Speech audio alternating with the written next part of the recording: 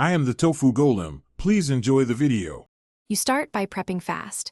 Choose a calm bay or tidal flat with visible bait activity. You want a shoulder-high throw depth. Lay the net out in a loose halo. Remove tangles and check the handline knot and mesh for holes. Hold the horn with your non-dominant hand and coil the main line in wide loops on your wrist. Then, with a confident palm flick, open your wrist and start the arc that sends the net out in a flat circle so it sinks evenly. Once the net hits water, focus on timing and body mechanics.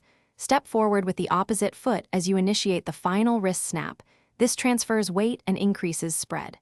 Keep your arm extended, eyes on the lead line, and release at the apex of the swing so the net forms a near-perfect circle. Make sure the weights skirt the surface briefly. They must sink together to trap fish. If currents tug, compensate by aiming slightly up current. You now retrieve. Keep the hand line tight and walk the perimeter or pull from the boat bow, gathering the lead line first so the net pucker closes. Use short, steady tugs. Avoid jerks that open gaps.